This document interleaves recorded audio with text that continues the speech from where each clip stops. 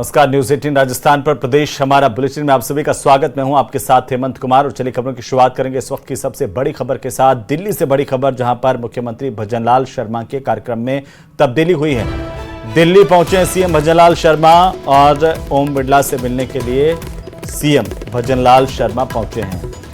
Lok Sabha speaker Om Birla से मिलने के लिए उनके आवास पर पहुंचे हैं और उनके आवास पर पहुंचकर मुलाकात की। सीएम भजनलाल शर्मा के तय कार्यक्रम के मुताबिक मंगलवार का उनका दिल्ली का दौरा था, लेकिन आज सीएम भजनलाल शर्मा दिल्ली पहुंचे। इसके बाद वे ओम बिरला से मिलने उनके आवास पर पहुंचे। एक्सक्लूसिव तस्वीर आपकी टीवी स्क्रीन पर मुख्यमंत्री भजनलाल शर्मा की।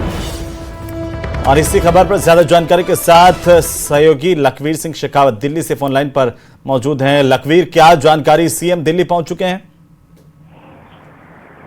जी बिल्कुल हेमंत, मुख्यमंत्री भजनलाल शर्मा अचानक से दिल्ली आए हैं। उनका कल दोपहर 2:30 बजे दिल्ली आने का कार्यक्रम प्रस्तावित था, लेकिन मुख्यमंत्री भजनलाल शर्मा को कल करनाल जाना था और करनाल का कार्यक्रम आज ही वो कर चुके हैं। ऐसे में अब वो दिल्ली आए हैं। दिल्ली आते ही जोधपुर हाउस में थोड़ी देर रुकने के बाद वो अभी लोकसभा के अध्यक्ष और कोटा से भारतीय जनता पार्टी के प्रत्याशी रहे ओम बिरला के आवास पर पहुंचे हैं और उनसे मुलाकात कर रहे हैं।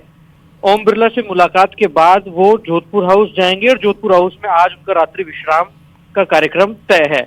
उसके बाद कल उनके कई कार्यक्रम बताए जा रहे हैं। कल कई नेताओं से मुलाकात भी प्रस्तावित है। तो वहीं हरियाणा जाने का कार्यक्रम है, क्योंकि उनको भारतीय जनता पार्टी के प्रत्याशी समर्थन में लगातार पार्टी देश के अनेक हिस्सों में भेज रही है, ताकि बीजेपी प्रत्याशियों के पक्ष में वो समर्थन की अपील जुटाएं, प्रचार प्रसार करें। ऐसे में कल वो यहाँ दिल्ली से रवाना होकर रोहतक जाने का कार्यक्रम प्रस्तावित है और सोनीपत और जींद उनका जाने का कार्यक्रम है। ऐसे में कल अभी कार्यक्रम थोड़ी देर के बाद जो आधिकारिक कार्यक्रम है वो जारी हो जाएगा कि आखिर मुख्यमंत्री भजनलाल शर्मा दिल्ली से कब रवाना होंगे और क्या वापस आएंगे क्या, क्योंकि भारतीय जनता पार्टी की जो दिल्ली में प्रत्याशी हैं उनके समर्थन में भी मुख्यमंत्री भजनलाल शर्मा आगे आने वाले दिनों में कल और परसों प्रचार करते हुए दिल्ली में नजर आएंगे। ऐसे में मुख्यमंत्री अचानक से दिल्ली पहुंचे हैं और आते ही वो अभी लोकसभा के जो अध्यक्ष हैं उनसे उनकी मुलाकात जारी है।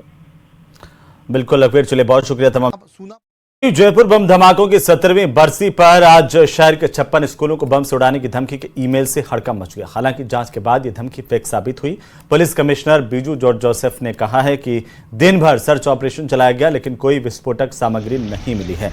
Police commissioner Biju George Joseph ने अपील की लोगों से कि अफवाहों पर ध्यान नहीं दें। उन्होंने बताया कि एक ही ईमेल आईडी से मैसेज भेजे गए थे और आरोपियों की तलाश में जयपुर पुलिस जुटी हुई है।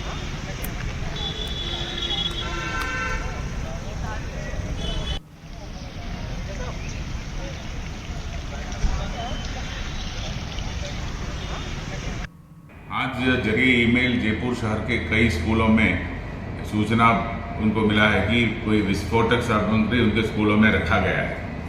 ये ईमेल पिछले रात को करीबन 4 बजे के आसपास भेजा होगा और उन जगहों पर हमने हमारा डिस्पोजल स्क्वाड से चेकिंग करवाया है।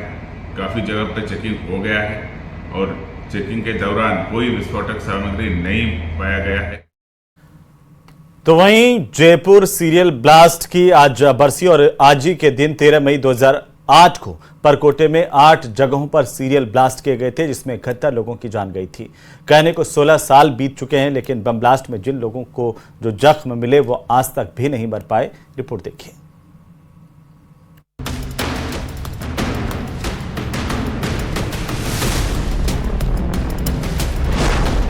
जयपुर सीरियल बम ब्लास्ट की 16वीं बरसी।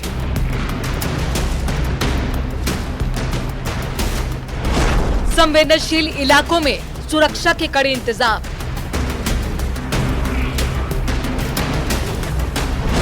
सीरियल ब्लास्ट में 71 लोगों ने गंवाई थी जान। 13 मई 2008 की वो शाम को जब गुलाबी नगरी की सड़कें लाल हो गई थी। एक के बाद एक 8 सीरियल बम ब्लास्ट में 71 लोगों की जान चली गई थी और 186 लोग घायल हो गए थे। जयपुर सीरियल बम ब्लास्ट की बरसी पर शहर के मंदिरों और संवेदनशील इलाकों में सुरक्षा के कड़े इंतजाम किए गए। चप्पे चप्पे पर पुलिस बल नजर आया। 13 मई 2008 को राजधानी जयपुर में सिलसिलेवार 8 बम ब्लास्ट हुए, जिनमें कई परिवारों ने अपने बेगुनाह लोगों को खो दिया। करीब 16 साल गुजरने के बाद भी आज ये परिवार इंसाफ का इंतजार कर रहे हैं। हर साल 13 मई को बम ब्लास्ट की बरसी पर सुरक्षा के कड़े इंतजाम किए जाते हैं, जो आज भी किए गए हैं। 13 मई 2008 शाम के 7:20 पर खंदा माड़क चौक हवा महल के सामने पहला बम ब्लास्ट हुआ, जिसमें एक महिला की मौत हुई जबकि 18 लोग घायल हुए। इसके बाद दूसरा बम ब्लास्ट 13 मई 2008 शाम करीब 7:25 पर बड़ी चौपड़ मनिहारों के खंदे में ताला चाबी की दुकान के पास हुए, जिसमें 6 लोगों की मौत हुई और साथ ही 27 लोग घायल हुए। जबकि तीसरा बम ब्लास्ट शाम करीब 7:30 पर छोटी चौपड़ पर कोतवाली थाने के बाहर पार्किंग में हुआ। इनमें 2 पुलिसकर्मी सहित 7 लोगों की मौत हुई और 17 लोग घायल हुए। चौथा बम धमाका शाम करीब 7:30 बजे ही ट्रिपोलिया बाजार के पास दुकान नंबर 346 के सामने हुआ। इसमें 5 लोगों की मौत हुई और 4 लोग घायल हुए। पांचवा धमाका शाम 7:30 बजे ही चांदपोल बाजार स्थित हनुमान मंदिर के बाहर पार्किंग स्टैंड पर हुआ था। इनमें सबसे ज्यादा 25 लोगों की मौत हुई और 49 लोग घायल हुए। छठा धमाका भी करीब 7:30 पर ही जौहरी बाजार में नेशनल हैंडलूम के सामने हुआ। इनमें 8 लोगों की मौत हुई और 19 लोग घायल हुए। सातवां बम धमाका 7:35 पर छोटी चौपड़ पर फूलों के खंदे में हुआ। इसमें 2 लोगों की मौत हुई और 15 लोग घायल हुए। आठवां बम धमाका 7:36 पर जौहरी बाजार में सांगानेरी गेट हनुमान मंदिर के बाहर हुआ। इसमें 17 लोगों की मौत हुई और 36 लोग घायल हुए। 9वें ब्लास्ट की कोशिश दुकान नंबर 17 के सामने चांदपोल बाजार में एक गेस्ट हाउस के बाहर करने की थी। बम में रात 9 बजे का टाइम सेट था, लेकिन 15 मिनट पहले बम स्क्वाड टीम ने उसे डिफ्यूज कर दिया था। 16 साल पहले हुए सीरियल ब्लास्ट में 71 परिवार अब भी इंसाफ का इंतजार कर रहे हैं। इस मामले में विशेष न्यायालय ने भले ही 4 गुनहगारों को मृत्युदंड की सजा सुनाई हो, लेकिन बाद में हाई कोर्ट ने उनकी फांसी की सजा को रद्द कर उन्हें बेकसूर माना। वहीं मामला सुप्रीम कोर्ट में लंबित चल रहा है। प्रकरण का निस्तारण नहीं होने से शहरवासियों को अब तक न्याय नहीं मिल पाया है। करीब 16 साल पहले हुए सीरियल बम ब्लास्ट ने कई परिवारों की खुशियों को गम में तब्दील कर दिया। एक एक करके 16 साल बीत गए, लेकिन आज उन परिवारों का दुख दर्द कम नहीं हुआ। विशेष अदालत ने चारों गुनहगारों को मृत्युदंड की सजा सुनाई थी, लेकिन हाई कोर्ट ने सजा को रद्द करते हुए चारों गुनहगारों को बेकसूर माना। अब पूरा मामला सुप्रीम कोर्ट में लंबित है। ऐसे में देखना होगा कि कब ये पीड़ित परिवार को इंसाफ मिलेगा। कैमरा पर्सन शेर सिंह के साथ विष्णु शर्मा, न्यूज़ 18 राजस्थान, जयपुर। अगली खबर धौलपुर से, जहां पर मारपीट के मामले में कोई कार्रवाई नहीं होने से प्रताड़ित युवक माता पिता और पत्नी के साथ छोटे से बच्चे को रिक्शे में बिठा करके एसपी ऑफिस पहुंचा। पीड़ित युवक ने यहां पर एसपी से न्याय की गुहार लगाई। युवक ने बताया कि उसके पास किराए के लिए पैसे नहीं थे, इसीलिए रिक्शे पर बिठाकर परिवार को लेकर एसपी ऑफिस पहुंचा। पीड़ित ने बताया कि 23 अप्रैल को गांव में आई बारात में डीजे बंद करने की बात को लेकर एक पक्ष के लोगों ने उसके और परिवार के साथ मारपीट की थी। थाने में मुकदमा दर्ज होने के बावजूद उसकी रिपोर्ट पर कोई कार्रवाई नहीं की गई। कार्रवाई की बात को लेकर थाना प्रभारी ने उसे एसपी ऑफिस जाने के लिए कह दिया। युवक ने एसपी से अब न्याय की गुहार लगाई है। पीड़ित परिवार दर-दर की ठोकरें खाने के लिए मजबूर हैं और पुलिस की कार्यप्रणाली को लेकर के भी बड़े सवाल खड़े हो रहे हैं।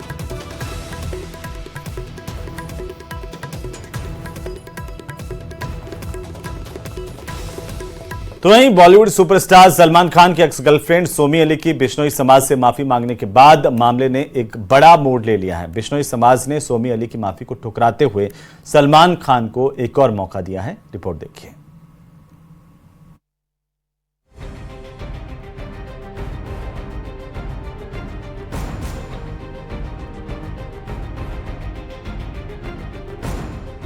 सलमान खान के लिए राहत की खबर।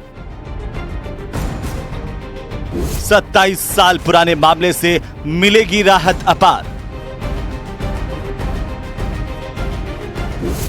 माफी देने के लिए बिश्नोई समाज है तैयार। मंदिर आकर माफी मांगे सलमान। पर्यावरण बेजुबानों की सुरक्षा का दें वचन।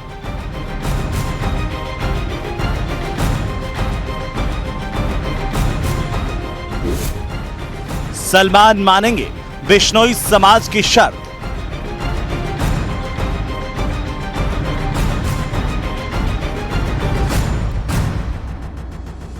सत्ताईस साल पुराने मामले में बिश्नोई समाज बॉलीवुड सुपरस्टार सलमान खान को माफ कर सकता है, बशर्ते वो मंदिर आकर शपथ लेकर माफी मांगे, पर्यावरण और बेजुबानों की सुरक्षा का वचन दें। बिश्नोई महासभा के राष्ट्रीय अध्यक्ष देवेंद्र बूढ़िया ने कहा कि बिश्नोई समाज अपने 29 नियमों के तहत सलमान को माफी दे सकता है, क्योंकि गलती पर क्षमा का भी प्रावधान है।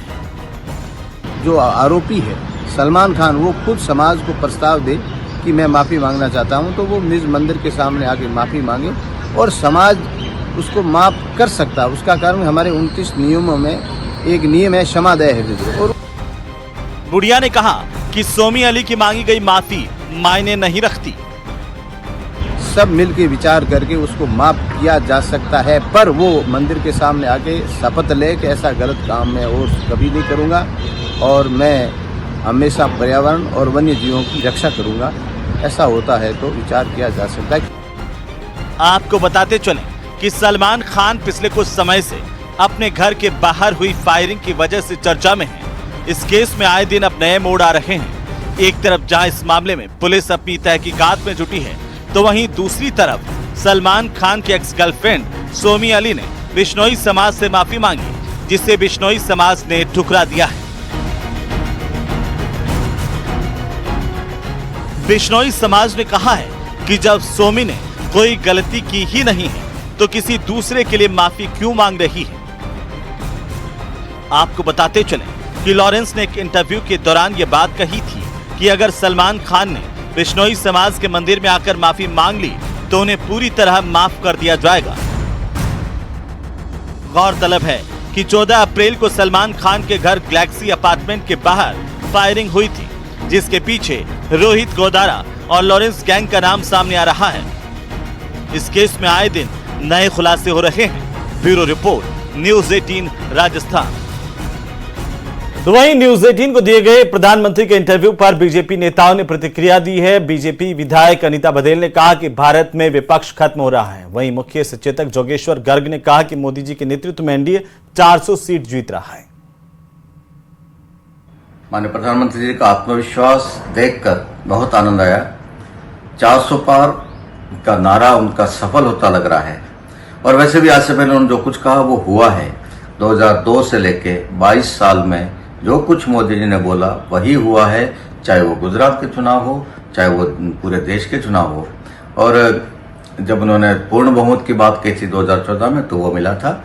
300 पार की बात की थी उन्होंने 2019 में, वो भी हुआ था। तो उस हिसाब से इस बार 400 पार भी अवश्य होगा, इसमें कोई संदेह नहीं है। इस बार एनडीए 400 पार जाने वाला है, तो इसमें 100% सच्चाई है। ना केवल एनडीए 400 पार जाएगा, बाकी जो प्रधानमंत्री जी ने जो बात कही है कि इस कार्यकाल में बहुत कठोर और बहुत अच्छे निर्णय, कठोर का मतलब ये है जिनको निर्णयों को करने के लिए कभी कांग्रेस हिम्मत नहीं कर पाई, कभी कांग्रेस सरकार ने हिम्मत नहीं की, देश की भलाई के लिए ऐसे निर्णय जिसमें पीओ को भी शामिल है। बार बार हमारे देश के गृह मंत्री ये कह चुके हैं कि पीओ के हमारा है और हम लेके रहेंगे। तो निश्चित रूप से भारत की एकता और अखंडता के लिए जितने कदम उठाए जाएंगे वो उठाएंगे।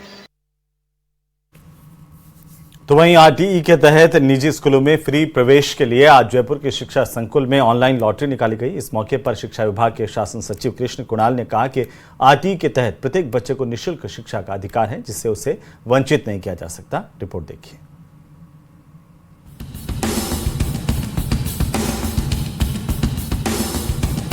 अभिभावकों का इंतजार खत्म हुआ। आरटीई के कानून के तहत आर्थिक रूप से कमजोर परिवारों के बच्चों को निजी स्कूलों में निःशुल्क एडमिशन के लिए 13 मई को लॉटरी निकाली गई। शिक्षा विभाग ने लॉटरी के नतीजे अपनी वेबसाइट पर अपलोड कर दिए हैं। इस बार जैसा आप देखेंगे 3,08,782 बच्चों ने, बालक बालिकाओं ने करीब 10,11,000 फॉर्म्स भरे हैं पूरे स्टेट में। लॉटरी पहले 1 मई को निकाली जानी थी, लेकिन शिकायतों और आपत्तियों को देखते हुए शिक्षा विभाग ने आयु सीमा में बदलाव कर 10 मई तक आवेदन की अनुमति दी थी। शिक्षा विभाग के संशोधन के बाद अब छात्रों की उम्र की गिनती 1 अप्रैल 2024 से की जाएगी, जबकि पिछले साल उम्र की गिनती 31 मार्च 2023 के मुताबिक रखी गई थी, जिससे 57,000 और बच्चों ने अप्लाई किया।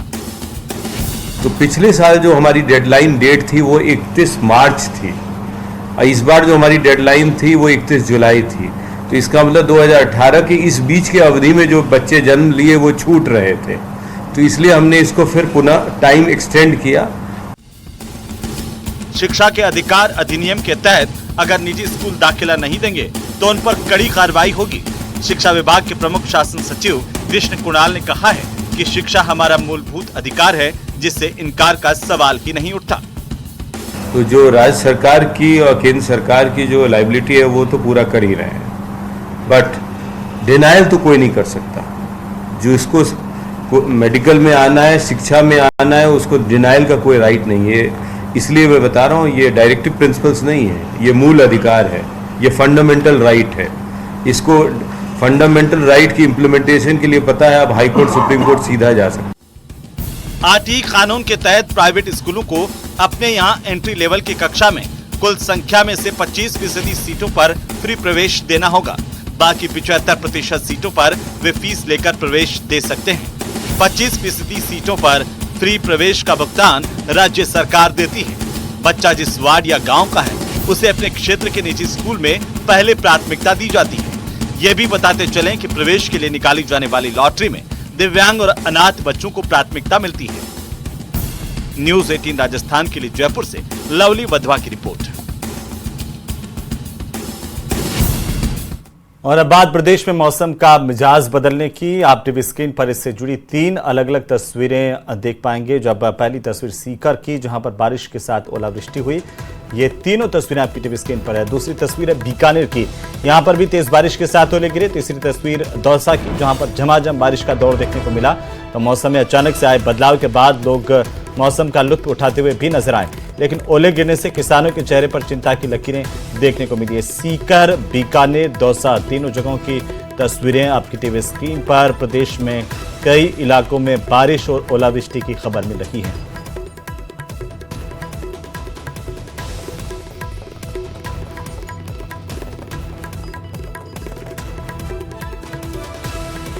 इधर डीडवाना जिले के लाडनू में भी ओलावृष्टि हुई और इस ओलावृष्टि के बाद तापमान में अच्छी खासी गिरावट देखने को मिली है। वहीं लाडनू इलाके के लोगों ने राहत की सांस ली, क्योंकि पिछले कई दिनों से जिस तरीके से गर्मी पड़ रही थी, उससे लोगों के पसीने छूटने लगे थे। लाडनू इलाके के कई गाँव में बारिश हुई है। वहीं खिचड़ी की ढाणी इलाके में ओलावृष्टि होने से एक बार के लिए खेतों में बर्फ की चादर सी बिछ गई। डीडवाना के लाडनू की तस्वीर, जहां पर जमकर ओले गिरे हैं और इससे तापमान में भी गिरावट आई है। लोगों ने गर्मी से राहत की सांस ली है।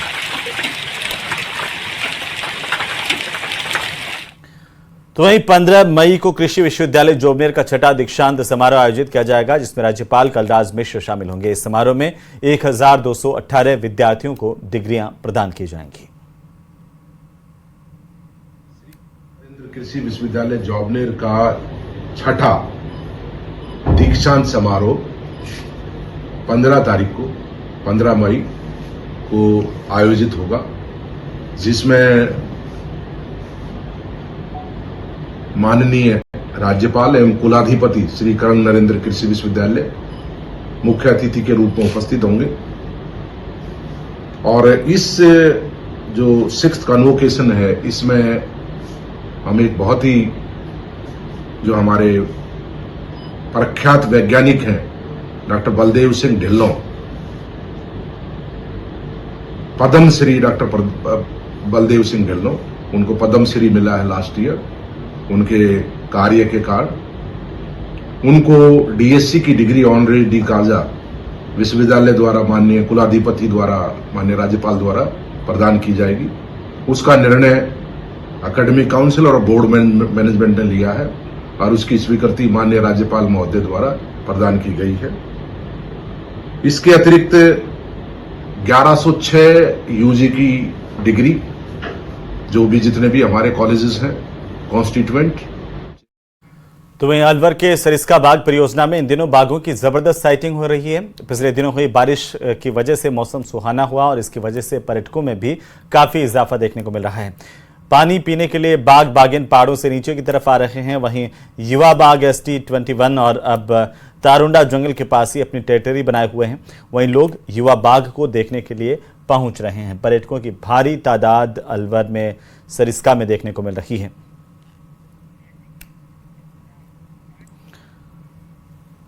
तो वहीं केंद्रीय गृह राज्य मंत्री निशित प्रामाणिक मेहंदीपुर बालाजी के दर्शन करने के लिए दौसा पहुंचे। इस दौरान उनके साथ बड़ी संख्या में उनके समर्थक भी मेहंदीपुर बालाजी पहुंचे थे, जहां पर केंद्रीय मंत्री ने बालाजी के दर्शन कर विशेष पूजा अर्चना की। साथ ही बालाजी को पंचमेवा का भोग लगाया। इस दौरान मंदिर ट्रस्ट के पुजारियों की ओर से केंद्रीय मंत्री को बालाजी के चोले का टीका लगाकर पुष्पमाला भेंट की गई। इस मौके पर केंद्रीय मंत्री ने करीब 30 मिनट तक हनुमान चालीसा का पाठ किया। निशित प्रामाणिक ने कहा कि मेरे मन में कई दिनों से बालाजी महाराज के दर्शनों की इच्छा प्रकट हो रही थी और ऐसे में सौभाग्य से मैं मेहंदीपुर बालाजी धाम आया हूँ। तो मैं ये कहूँगा कि बहुत दिन का मेरा ये मन की इच्छा थी कि मैं यहाँ पर आऊँ और बालाजी का दर्शन करूँ, तो आज ये सौभाग्य हुआ है। तो बहुत ही प्रसन्नता मिला यहाँ से मन को और सबके लिए सबके भला को ये प्रार्थना किया मैंने। और इसी के साथ ही इस बुलेटिन में फिलहाल इतना ही। आप देखते रहिए न्यूज़ 18 राजस्थान। नमस्कार।